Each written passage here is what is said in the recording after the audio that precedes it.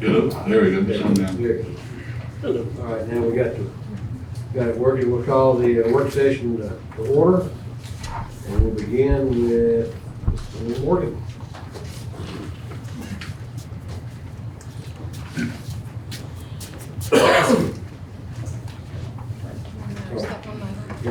Hello, Melinda, your hair is great and you're wearing glasses.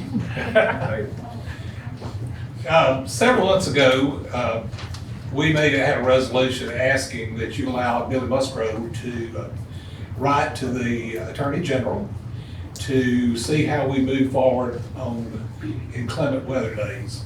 The City of Florence, to my knowledge, has never had any kind of policy for inclement weather. The city always remains open, which is in many ways very uncomfortable to the mayor to see when other agencies like the county and school system are closed and we're not. This policy's been worked on for a long time, and I know we're not in inclement weather territory, but we have a policy we'd like to move forward with. Everyone's received it. Melinda's going to talk to you a little bit about it. We're not asking you to fund that tonight. Technically, when the general fund budget comes to you, that will be in there for you to consider at that time. So, Melinda? Mayor. Good afternoon. Mayor did distribute the inclement weather policy, and I'd just like to offer myself to answer any questions that you might have about it. Talk to a few of you. Hey, of course, it's been a busy week, so I haven't had a chance to really, dive into it deeply and see what it is all about. But I have been contacted by a couple of department heads who, naturally, we need this, and I agree that we do need it. But there's some concern about, is it totally fair? And so two things. I personally am leaning towards maybe taking the next 2 weeks to talk to a lot of different department heads and see what everybody's thoughts are about it, because as I said, I've only heard from two, and we have many more than that. I don't think we're in danger of having any snow anytime soon, so I think another couple of weeks for me to just make sure everybody feels good about it. But I would like to ask, was it based on another city, and if so, what are the details as far as how it's going to balance out for those who are coming to work and those who are staying home? Yeah. That makes sense? Sure, yeah, Okay. it does. I understand. And I'm aware of those concerns as well. So, and it's a great question. I think that it will lie in the perspective of how you view what the policy's purpose is. The policy's purpose is to keep people home who aren't essential to the operations of the city in inclement weather or hazardous events. So the policy was patterned after a community a little bit far from us, in that it was the only policy I found that offered a pay differential for essential workers. Most of them are, if you're not essential, you stay home. If you are essential, you come to work. Mm-hmm. So that's how it was discovered. I thought it was great to offer the mayor the opportunity to recognize and value the work our essential workers provide the community in inclement weather. It is a dictation of the job description when those employees are hired that they are to work. It doesn't minimize the work that they do, of course, but it is a requirement that isn't in other job descriptions. So that's where we get the deciphering between who's non-essential and essential. We could argue that all of our employees are essential, but when we're looking at it with a magnifying glass, we have to make that determination based on the job description. And I respect all that, and I would like to talk to as many department heads as I can, because like I said, I don't think we're up against having an inclement weather day, anytime soon. Jimmy, just so you know, before we brought this to you, we sat down in a department head meeting and went over this. Mhm. Oh, and I'm sure you did, and you were wise to do that, but I haven't. And like I said, when I got contacted by a couple of different department heads, one this afternoon and actually one yesterday,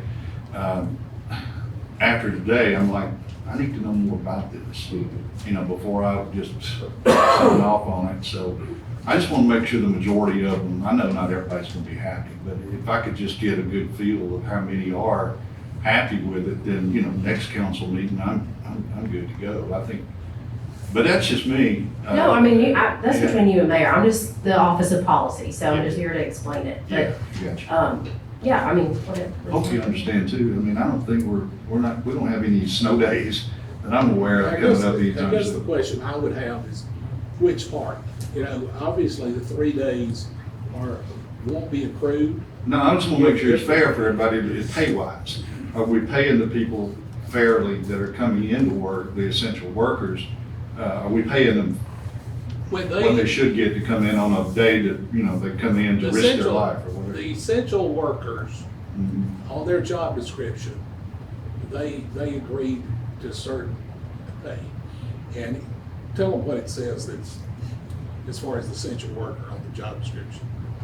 It varies how it's worded, but it could be anywhere from must work in adverse weather conditions to work in all weather conditions, rain, snow, sleet, and things like that. Be called in, Mhm. to provide essential services, or I don't have them in front of me, but This is based on an average day, 7 to 4 and 8 to 5, those 8 hours. If you come in after those, it'd be a call-in, time and a half, if it's on a Sunday or holiday, it's double time. So this is strictly Monday through Friday, an 8-hour day. They get their regular pay plus 5%. Yeah, I mean, I'm good with that sitting here, but I just want to make sure department heads that represent their employees are good with it. And if not everybody's got to be happy, but if the majority of them are, then I'm good too. But if there's some big time questions out there about it, I want to be able to at least, ask. Pick up the phone, call either one of you guys and ask. That's just my thoughts on it. I'd love to hear if they've got anything too. I mean, I may change my mind if they see it differently. Melinda, was the pay differential that we proposed the same as in the city we modeled this after? yes, ma'am. And did we look at other cities? Yes. And other counties, I will say, but like I mentioned before, it was unique in that it was the first policy I came across in my research that offered any pay differential at all. Most of them are, like I said, you report to work based on your job description, or if you're not essential, you go home. And then how much does that percentage equate to an average day for an employee? Like, what does that equate to? For a person who works, say, in street department, what does that percentage equate to for their paycheck? About, for our lower, if they were to start in at, I was about to throw out grades, but for the positions that would be called, or could potentially be called into work based on their job description, it might be anywhere from 90 cents to $1 an hour. All the way to? To our other essential workers on the other scale would be like $5. Ish, depending on which one you're talking about. But then, we looked at doing it we have another model in the city where we do pay differentials for our night shift workers, obviously. So, but that's a set amount on the hour, not a percentage. So a percentage offered a better opportunity for the employees because there is such a large gap between our lower paid employees and our higher paid employees on the pay scale. So that's why a percentage was calculated and not a set pay amount. And furthermore, again, let me reiterate, I'm absolutely for something being set up for the employees in these days, but what I'm trying to balance is an employee that's at home on a snow day getting paid, and they're at home, and then you got another worker out there working, coming to work on the same type day. Are we paying them enough? We're taking care of them the way we should, and we may be. I just want to make sure everybody feels like they're being taken care of correctly. To your point, I think the biggest thing would be the perspective of they're sitting at home and not working, but they're also not being put in danger to come to work, and they don't have to. They're not required to be here. So the liability for the city is reduced with them not being on the road and also for our public safety, not having to deal with them. Makes sense to me. Yeah. Again, I just, That's the purpose of the policy, is to keep people from coming to work, not incentivize them to want to come to work. right, I got But also to value and recognize that our employees have to do that. it. And we want to offer them, even if it's modest or it seems modest, something that shows them that we value that they have to be here when other people don't. It all sounds fair to me. It does, but I'm not a department head, and I just want, because I'm not there with them, and I want to make sure they feel good. Yeah, and I'm certainly not, battling with my colleagues. I want the policy to be something everyone can support. Right. I'm just offering an explanation for how we arrived at the policy that we have. Right.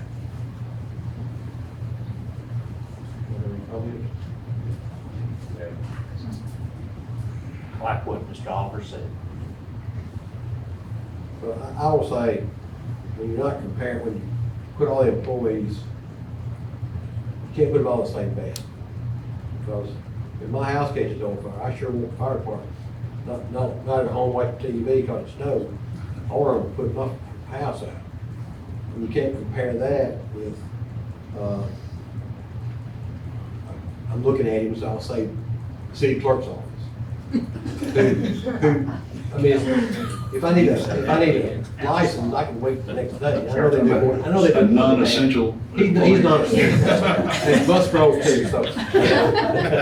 Definitely. But you see what I'm saying, I mean, you're not comparing apples to apples. Police, the fish department, what, I mean, those are different type of, if something happens, they've got to fix it. There are other positions, like Bill Jordan, nobody's gonna be playing softball in the snow, but it's just, you're not comparing, it's hard to compare apples to apples when you've got so many diverse jobs that take place within the city of Florence. So, I've read and I know what Mr. Oliver said, give him time to do a little research and talk to some folks. And some of the department heads that are here tonight that are coming to the podium, you're more than welcome to say tonight if you're happy with it or you want to talk to me or whatever. I'd be, it may help me tonight too. I certainly hate to delay things, but I do want to talk to people, just kind of wrap my head around it. Well, if I may, I too would like 2 more weeks on this. I do have a little experience in this area with my own employees. They're not called essential workers, but there are times that they have to work when others don't. And I'm worried that on the extra pay that we may be creating some unintended consequences because it's only 5%. I keep thinking about a few years ago before we had our plow trucks and we went through all that with the snow, and now that we have those plow trucks, me and Mr. Griffin here are plow truck drivers, but we don't need all of us, so he gets to stay home for 100% pay, and I get to work all day in hazardous, weather for $8 less taxes. I'd rather stay home with my family.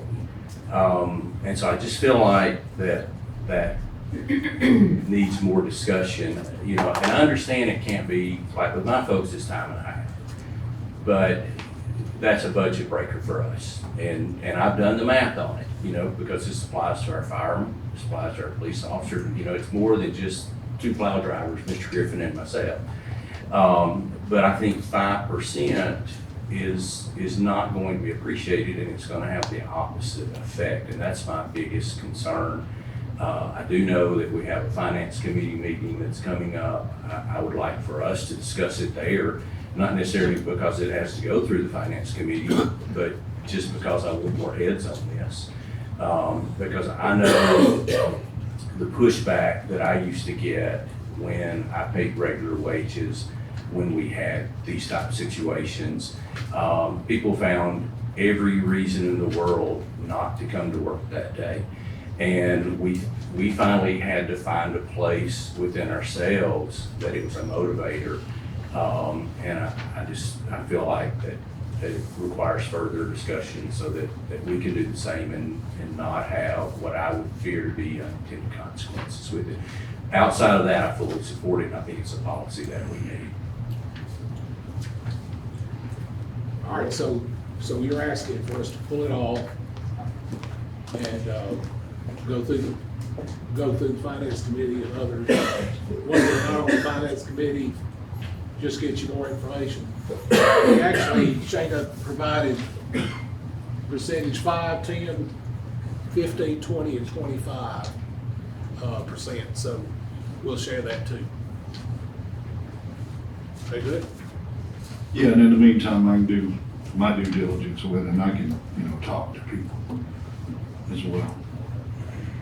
Well, I'd like those same department heads to talk to me if they would, because I was very frank with them. Well, that's, I just said it. Yeah, you there would like to speak to department heads that have issues. So please have that conversation, and he can talk to me as well. So the recommendation is to pull it from the agenda for tonight. That is my recommendation for tonight.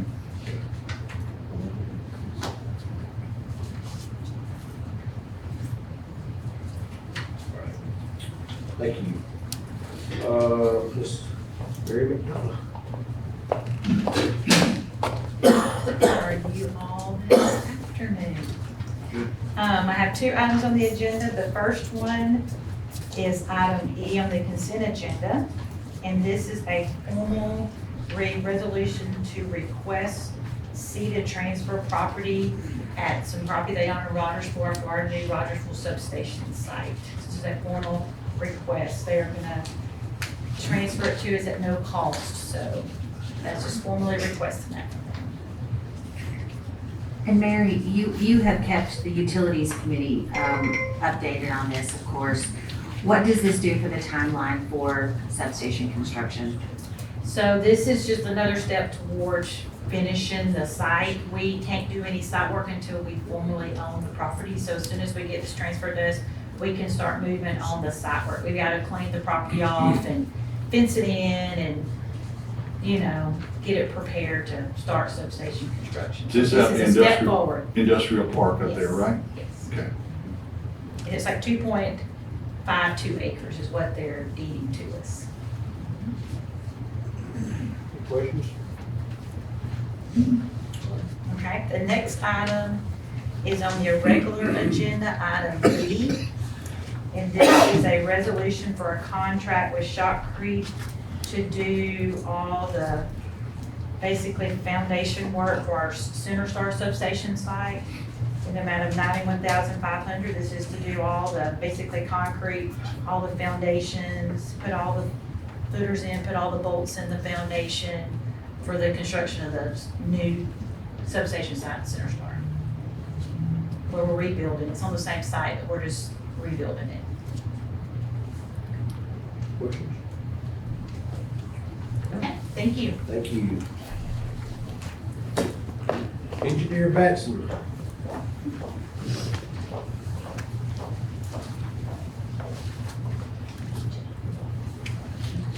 I'm here to discuss a contract that we have with Civil Group, and it's on the UNA campus, down Pine Street. And basically, they're gonna be making improvements, for the sidewalk. And where it is not attached to the bridge, they're gonna strive to get a 7-foot wide sidewalk.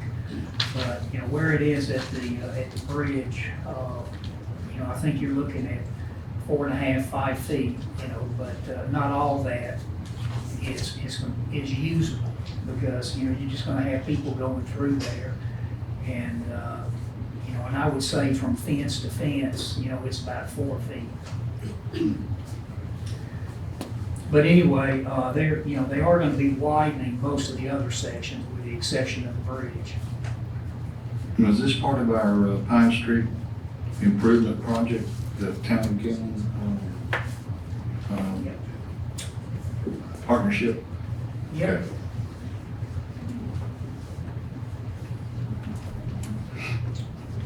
I think with the I don't know when the stadium's gonna be finished, but, You know, I will say that, you know, if they're walking along a wider pathway, you know, he can funnel more people into the stadium. Right, sure will. You have brought this up on several occasions at Public Works, so that is me, Mr. Oliver, and Mr. Griffin, so you kept us surprised with that. Do you have any update on the bridge repair work and when that will start? Well, that's part of it. You know, Todd's been working on that, and Michelle, I'll talk to him. I know a little bit about it, but I'll give you a call tomorrow. Or if you would just ask him to share an email with everybody, Okay, that would be great. okay. Any other questions? Yes, sir. Mr. Brian Murphy.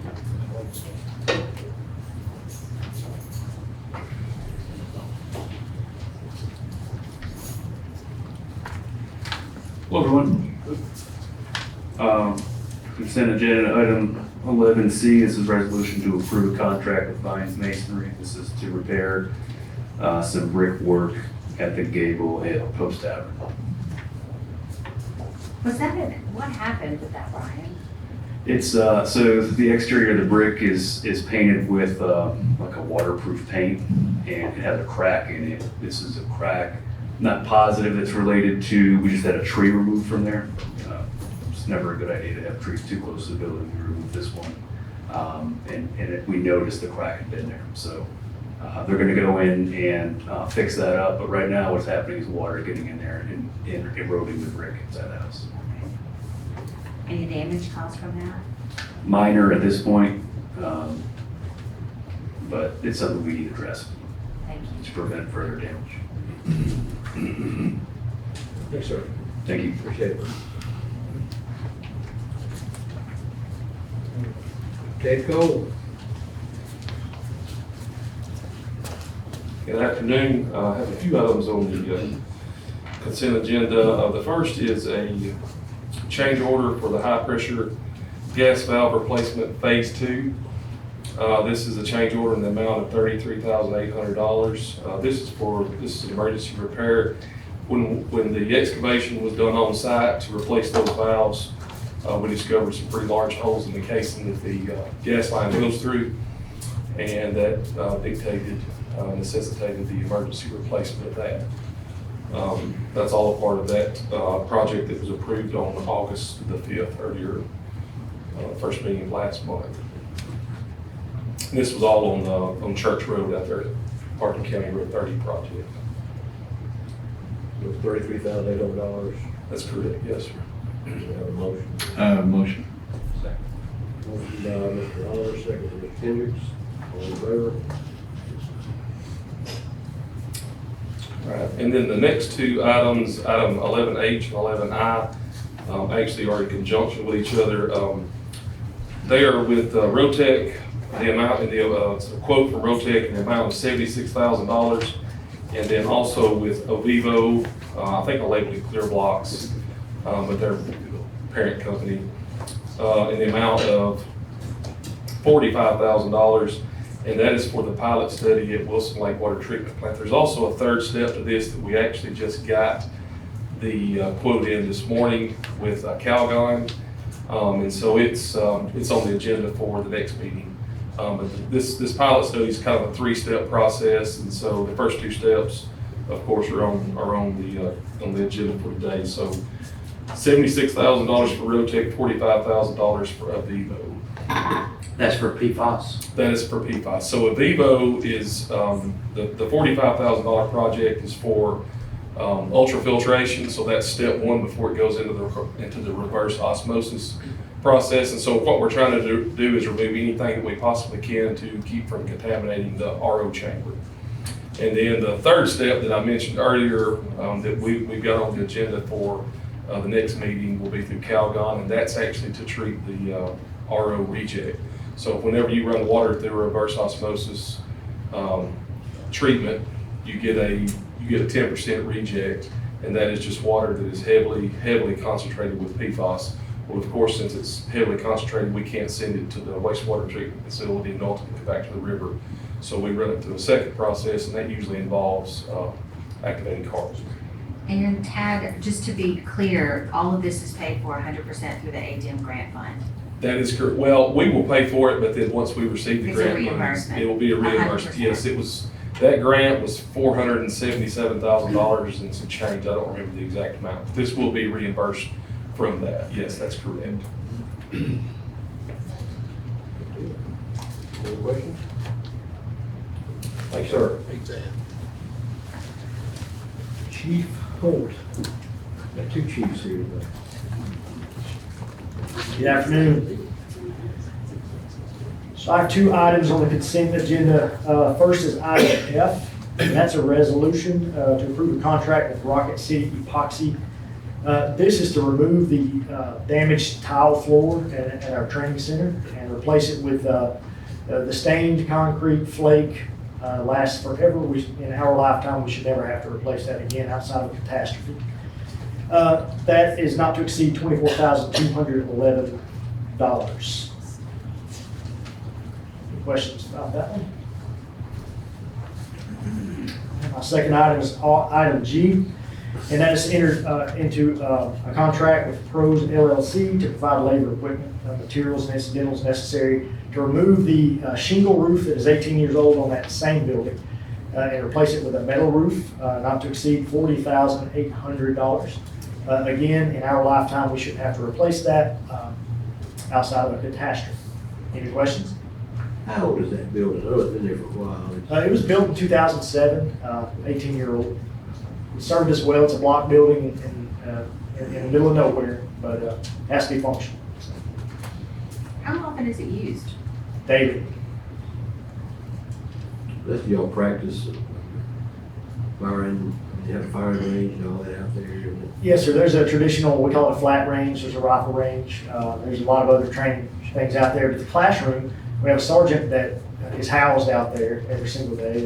That's our range master and does a lot of our firearms training, but also things like de-escalation training. Working together with other agencies is trying to keep our officers trained on just about everything you can possibly think of. I know back years ago, I saw a demonstration with the dogs. That's phenomenal. Yeah, it's a great facility. We're blessed to have it.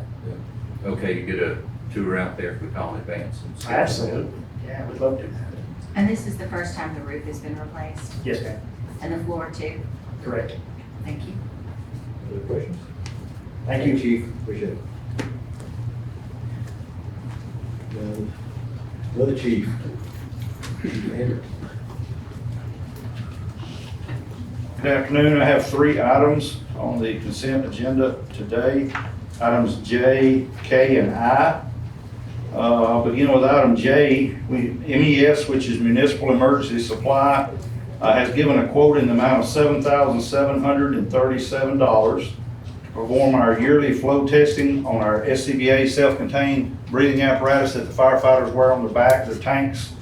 And that equipment, as well as the annual fit testing to verify that the face masks we wear are getting the proper seal on each of our employees. This is a normal anticipated annual test of the equipment and the mask fit, and this is coming from budgeted funds to be expensed to account 320-42200.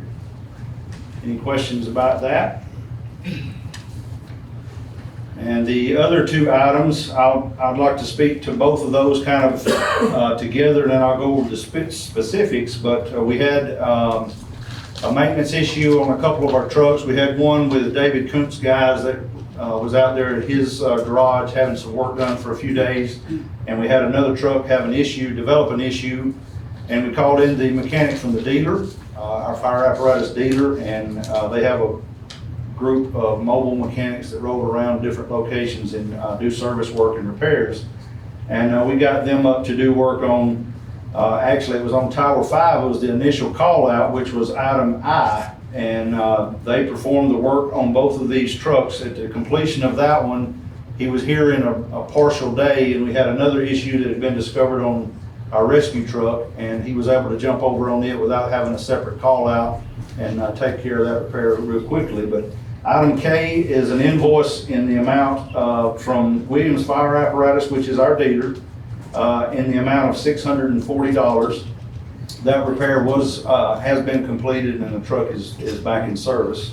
And item I is an additional invoice from Williams Fire Apparatus, and this includes parts and labor, and then total amount of $5,223.82.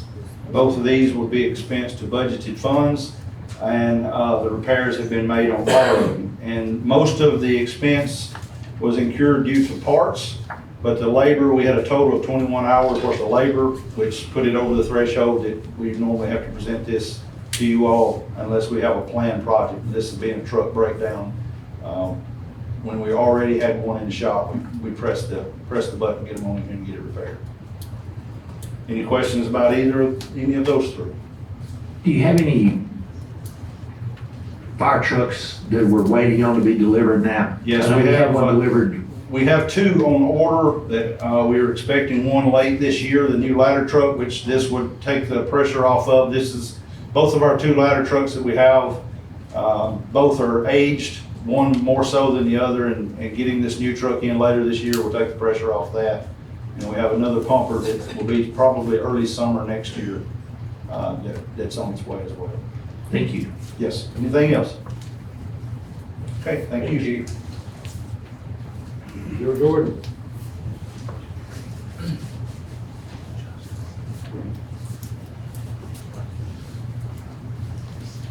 Tad, do you want to do the change order first? Sure. Right, change order again. It's okay with y'all, we'll do the change order first, since Tad's involved with that. So, this is a change order with VH Craig for sewer improvements at the pickleball tennis facility in the amount of $69,916. And this is replacing lines that are running from the new pump to the new pickleball facility. So this line, and series of manholes runs, that would be on the west side of the park, kind of down in the ravine, if you will. And it will tie in the current maintenance facility, all of the new pickleball, tennis court facilities, and bring all that into the new lift station that we have in place. So this was identified in October of 2023, but somehow fell through the cracks. I guess you could say, we're not trying to place blame on anyone, but if you go and look at the current infrastructure that's there, it's full of mud. The line is collapsed. Well, what little bit we could TV of it, was collapsed in 14 places, best I can remember, just a short span that we were able to TV. So please understand that for years has been a privately owned, privately maintained section of line, so we did not have any doings with the maintenance and upkeep of it. So that's kind of the reason it's in the situation, the shape that it's in. When you say it's been private, Tad, does that mean that belongs to us now and we purchased as part of this project? Yes, this will all, once this goes in place, we will assume responsibility of it. We will, update it and maintain it just like all the rest of our facilities. But, all that was put in, I don't know, it's probably been in the ground for 50, 60 years or longer. I don't know how long it's been in the ground. That was all part of the TVA Corps of Engineers and the city agreement back, I don't know, it's been years and years ago when the park was, I think it was Point Park at one time when it was established, and I've learned a little bit of history on it just doing some research. So, but from this point on, we will maintain it. And also, I think Bill may have mentioned it, but we're going to buy the materials separate and part for this. We're going to buy the 4 manholes and the roughly, I think it was 1,050 feet of pipe for this project. That'll save us, the overhead that contractors usually charge. Tad, I know we've talked about possibly in the future that, bringing that campground back to life out there. Will this serve that or help that in any way? Or? This will not serve that. This will be on the west side of the campground. Will actually tie in kind of around from the east side into the, I guess you would say, the north. So at some point we will have to address I guess what I'm saying, can we tie into Yes, this? yes. We can tie into this if we do the That's correct. campground, The new right? lift station, everything that we're fixing, yes, that will accommodate that, but we will have to do some I got you. infrastructure Okay. upgrades in order to be able to get the Well, if that does happen, it'll be good to have this in place for that. Yes. But once we get this taken care of, it will have all of the new pickleball, tennis facilities, everything. The only thing that would have to be addressed at some point in the future would be the line leaving the RV, the camping facilities up there. Gotcha. And then once we do that, the park will be in really, really good shape for years to come. Whose budget is this coming from? This will come from Bill's budget. They're just working under our umbrella with Engineers of the South for the design, the inspection, and all of that. So, but it will come from Bill's budget. This slow the progress of of the construction going on now, or? No, sir, this is not Separate. right, this is not a huge project. This is, well, I mean, if the weather cooperates and everything, you're probably talking a few weeks. So this is not anything that's going to impede progress out there in any way, form, or fashion. Have the lines already been run from Cox Creek to the beginning? That was Yes. run a few weeks ago. That's correct. All of that is in place. This is just basically, so if you leave the back of the current maintenance building that's been there for several years, and you go down through that gully, there's actually part of an old road bed there. It's where the deer lay at night. Yes, if you run down that old road bed, it goes right down to the new lift station. Now, So I think it's 1,050 feet or so. It's not a huge project. will this allow Lakeside Highlands, who has no sewer, to connect to that? No, sir. This is totally So separate and apart. there's not a single amount of sewer in that neighborhood, That's correct? correct. That's correct. And this is still several thousand feet away from that point, so. Any other questions? Have a motion, get a motion to. Yeah, motion here. Second. Motion by Mr. Oliver, second. Thanks, all in favor? Thank y'all very much. For the entire project, Michelle, we're still, without the infrastructure improvements, we're still $97,000 in the good. We gotta add the infrastructure on there, but from the total budget that we started with, so thank you. Tad's been great to work with, him and Will both, and can't thank him enough. Now that, you're speaking of the entire project in Veterans. Correct, yes, sir. You probably remember when the city was looking at putting in just a tennis facility out there. And so currently what's being built is that tennis facility plus the pickleball. And when it was just gonna be tennis, it was 14 million. So currently, the city's putting in what was proposed several years ago, plus what's being proposed now, and it's going in for $5 million less than it back actually when Mayor Holt was in office. And so, as awful as a pickleball facility is to some of the residents, you're actually building this whole facility for $5 million less than it was proposed 2 mayors ago. Thank you for doing that. Thank you. It's a lot of excitement around it, bringing in tournaments. I think it's gonna be a great asset for the community. The building next to the pickleball, the covered pickleball, is that a restroom facility there? For pickleball, yes, sir. Are there showers in there also? Don't think there's showers in that Okay. one. There are in the other one in tennis. Concessions are in there though. Yes, sir. Yeah.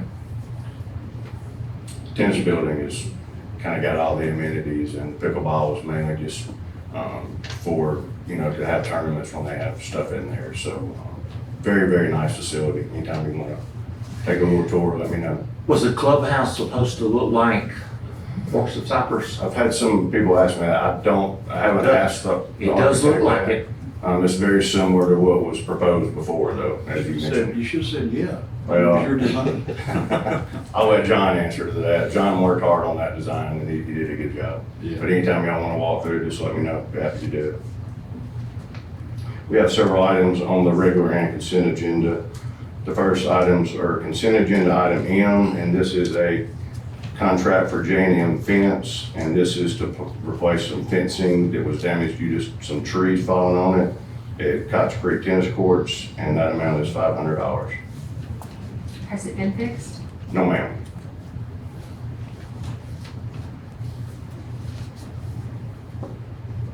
Any other questions?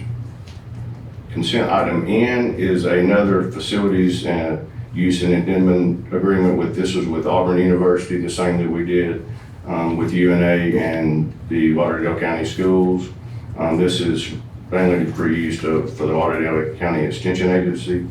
And so this will work out the liability issues that we have been working through with them. How will they use it, Bill? I mean, They have various things throughout the year. Amy, what are some of those? Extension agency? Yeah, they do some, they do 4-H in there with the county schools, and then they do some training for the farmers to use the pesticides. They do some district regional meetings in there for their training. They have about 5 a year. Thanks. Sure. Next one is consent item 0, and this is a contract for TTL, and this is to provide construction materials testing for the Sportsplex parking lot expansion. And this proposal is in the amount of $14,366.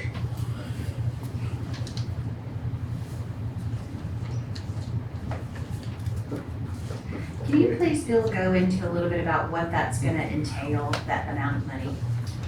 So I did not bring that particular one. I think it's some of the stuff that I sent. This basically, it's a scope of services, estimated quantities, and they put the scheduled fees in there. Estimated quantities are based on the provided contract documents and our past experience with similar projects on the reference project, and it describes their understanding of the project, discusses the scope of services to be provided, and presents their fees with a budget estimate of that amount. They basically test the soil for compaction, they test concrete for the correct concrete. It's really just a material assess anything that is being built on, they come in and test it periodically. Did this go through Parks and Rec? It's all part of, yes ma'am. It's all part of the budget, yes ma'am. Thank you. The Sportsplex project that we did with the fields had one, Veterans Park has one, so they all construct, this is something I've learned, all construction projects have these. The next items are on the regular agenda, and just to start off, all these items were competitively bid through our procurement capital projects department in accordance with all the laws, and selections were made on the most suitable qualifications and lowest responsive bids. The first one is regular item D, which is Continental Flooring. We would like to enter into a contract with Continental Flooring to replace the gym floor at the Florence Lauderdale Coliseum in the amount of $140,782.40. I'm going to ask, as I always do. Sure. Is this being split with the county? Billy, you wanna? Well, I hadn't had any further discussions with Chris Smith about it. I was told to speak to him a while back about multiple things to try to work some things out with the county, but at that time, I asked him if the county would be interested in canceling the contract for the Coliseum and just getting out of it, because they don't own any of it. The city owns the property. And he said he felt like the county commission would be very interested in doing that and just letting the city take it over completely. And, but that's the last discussion we had, so.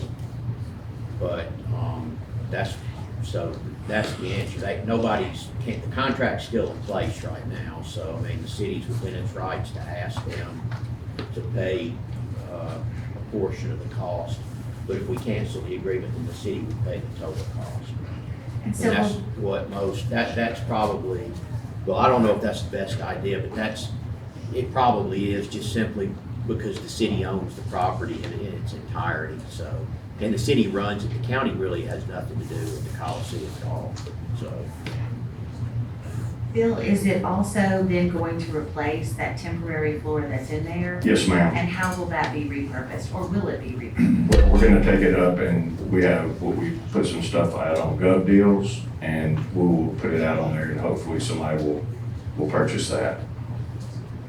Great question. I will add to that, that floor had become a safety hazard. It had lost its, sticky or grip or whatever, and kids were starting to fall, slip and fall during the basketball games, and it had places where it would had bucked up and people were tripping over it, so it become quite the safety hazard as well. So. Will the new floor be permanent, or will it be one like it is now that you can take it up and down? It would be VCT tile, so it would be permanent. Yes, sir. You have to pull up what's underneath the temporary flooring now, or you just put all that on top of what's So there? that is, we're gonna take that temporary flooring up and there's concrete underneath there, and so they'll have to do some, I guess some work for that to get it back, but then they'll go on top of that concrete. All right with that, Amy? Yes.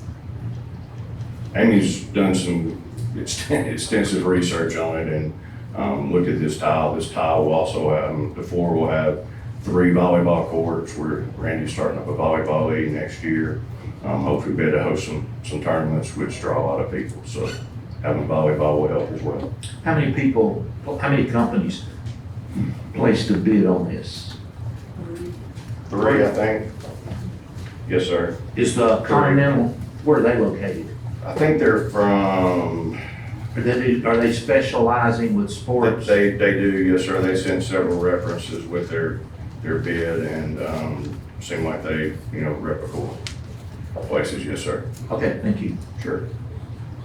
Can't say enough about Leanne and Andy and Jessica. They do a wonderful job to help us through these bid items. They're out of Arizona. Arizona. Any more questions? Next is regular item E, and this is a contract for Grayson Carter and Sons for the construction of the Florence Sportsplex parking lot expansion. This price will be $892,481.38.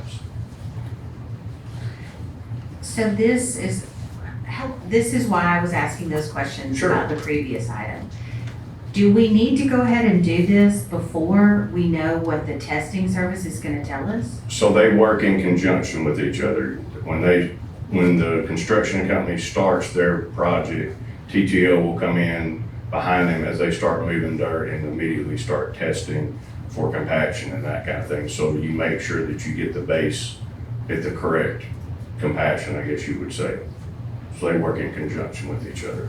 So if they were to come back and say, we advise you don't build a parking lot on this property, this doesn't matter anyway, so. They would do that. So with the example is the pickleball tennis, there were some pretty strict percentages on there, and at first they were having issues getting that type soil to put down. It would pass that inspection. They eventually did, and it passed the inspection. So they may just have to bring in dirt. A lot of dirt. Parking lot, I'll say it's a sports place, is greatly needed. It's been a problem for a long time. Yes, sir. And how many spaces would this add, Bill? 440. Thank you. 440. 40. That's what I thought, right? Thank you, Randy.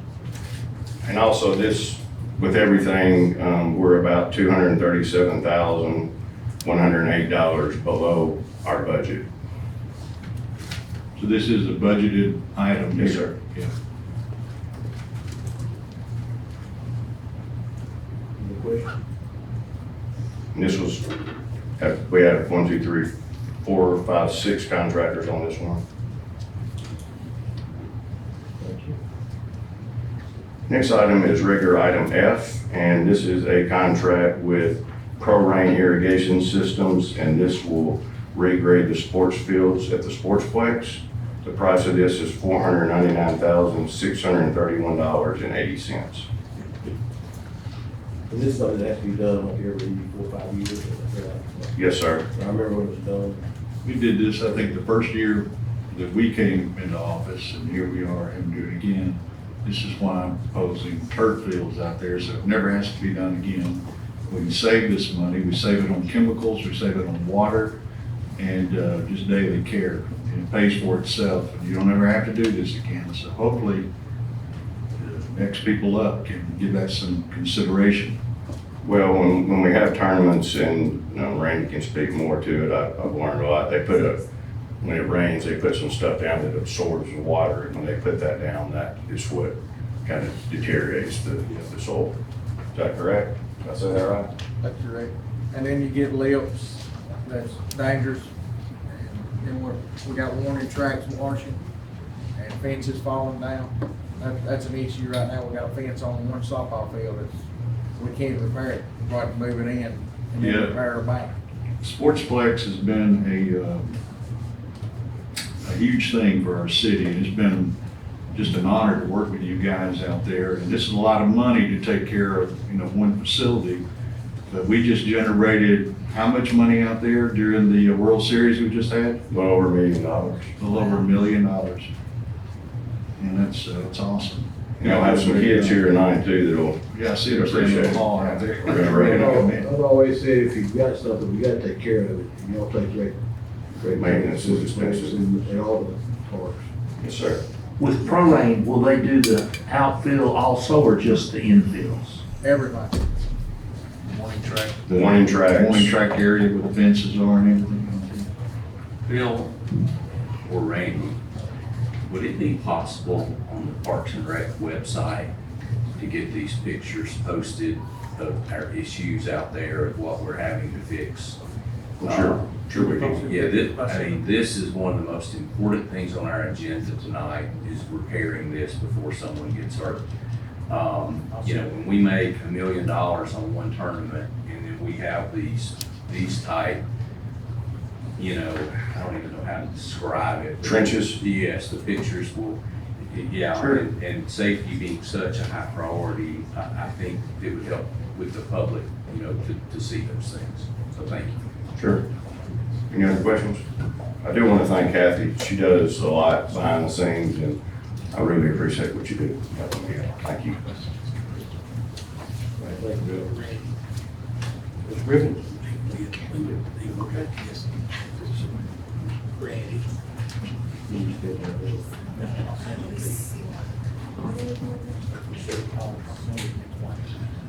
12C, support an application for Sweet Home Alabama Investment Act grant submitted by the FOFQOZB, which is the Hard Rock Cafe, the Hard Rock Hotel. We've done this previously, and the wording was changed on our end from what the state had their wording for the grant. And so this just goes back and changes the wording to what came out from the Sweet Home Alabama grant.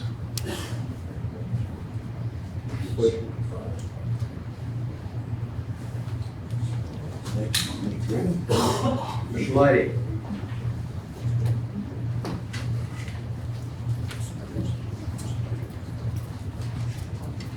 Good afternoon. I have just one item on the consent agenda, item P, resolution to approve a contract with Global Fire Sprinklers LLC to provide labor, equipment, materials, and incidentals necessary to perform an annual inspection of the fire alarm system at the parking deck, in an amount not to exceed $450. And expensed Fund 110, account 266-44-800. Any questions? Thank you. So, our agenda for the work session, we'll have you go. We'll take about a 5-minute break. And come back here. 4.